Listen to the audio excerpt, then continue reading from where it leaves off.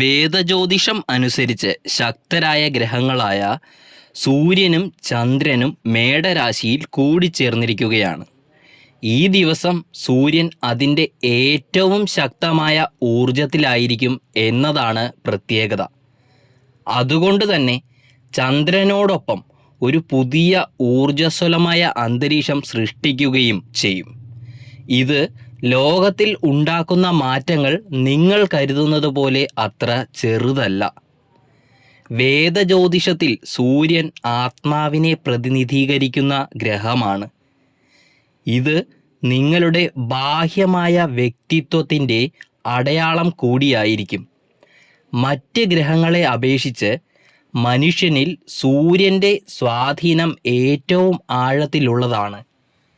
വേദജ്യോതിഷത്തിൽ സൂര്യൻ ഓരോ രാശിയിലും ഒരു മാസം ചെലവഴിക്കുന്നു എന്നാണ് പറയപ്പെടുന്നത്. മുഴുവൻ രാശിചക്രത്തിൻ്റെയും 12 രാശികളുടെയും വൃത്തം പൂർത്തിയാക്കാൻ ഒരു വർഷമാണ് എടുക്കുക. ഹിന്ദുമതത്തിൽ സൂര്യനെ സൂര്യദേവൻ എന്ന പേരിലാണ് ആരാധിക്കുന്നത്. അത് ജീവൻ, ശക്തി, ഊർജം എന്നിവ നൽകുന്നു. ഏറ്റവും പ്രധാനമായി ജ്യോതിഷത്തിൽ നമ്മുടെ ആത്മാവിനെ പ്രതിനിധീകരിക്കുന്ന ഒരു ഗ്രഹമാണിത് എന്നുകൂടി നമുക്ക് പറയാവുന്നതാണ്.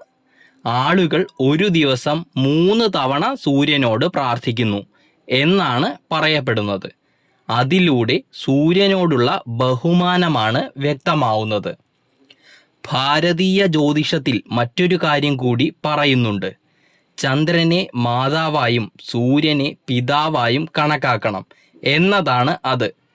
വലതു കണ്ണ് സൂര്യനെന്നും ഇടത് കണ്ണ് ചന്ദ്രനെന്നും അതിൽ വിശേഷിപ്പിക്കുന്നു.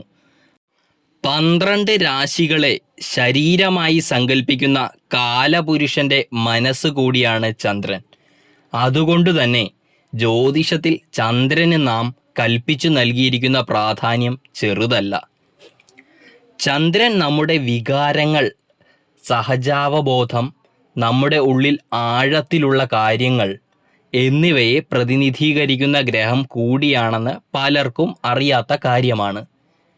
പറഞ്ഞു വന്നത്, ഇത്തരത്തിൽ ഒട്ടേറെ പ്രത്യേകതകൾ സ്വന്തമായുള്ള ചന്ദ്രൻ്റെ രാശിമാറ്റവും വലിയ രീതിയിൽ നമ്മെ സ്വാധീനിക്കുന്ന ഘടകങ്ങളിൽ ഒന്നാണ്.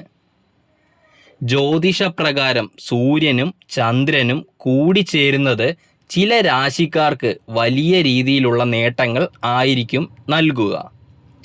പ്രസ്തുത സമയത്ത് ഈ രാശിക്കാർക്ക് ജോലിയിലും ബിസിനസ്സിലും വലിയ വിജയം നേടാൻ കഴിയുമെന്നത് മാത്രമല്ല, സാമൂഹികമായ ജീവിതത്തിലും നല്ല മാറ്റങ്ങൾ കൈവരുമെന്നതാണ് പ്രത്യേകത. ഇക്കുറി സൂര്യചന്ദ്ര സംയോഗത്തിൽ നേട്ടങ്ങളുണ്ടാക്കുന്ന ഭാഗ്യരാശികൾ ഏതൊക്കെയാണെന്ന് നോക്കാം. മേടം രാശി. ഈ സമയം മേടരാശിക്കാരെ സംബന്ധിച്ച് വളരെ അനുകൂലമായിരിക്കും എന്നതാണ് പ്രത്യേകതയുള്ള കാര്യം. അവരുടെ ഭാഗ്യം തെളിയുമെന്നാണ് പറയപ്പെടുന്നത്. അത് പല നേട്ടങ്ങൾക്കും വഴിയൊരുക്കും. മാത്രമല്ല, ഇക്കൂട്ടരുടെ വ്യക്തിത്വം നന്നായി മെച്ചപ്പെടുത്തും.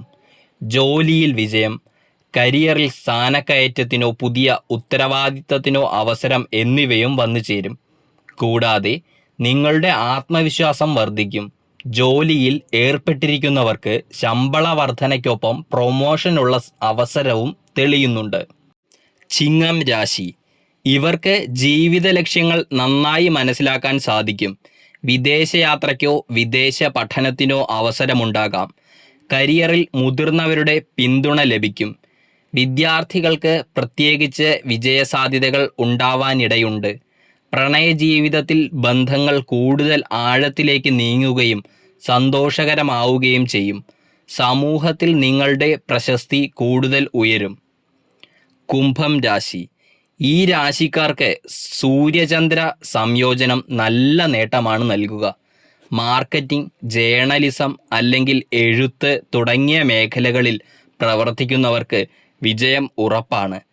പുതിയ ബന്ധങ്ങൾ സ്ഥാപിക്കാൻ ഇവർക്ക് കഴിയും. നിങ്ങൾക്ക് പുതിയ അവസരങ്ങൾ ലഭിക്കും.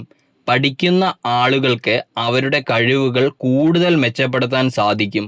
കൂടുതൽ പേർ നിങ്ങളിലേക്ക് ആകർഷിക്കപ്പെടും.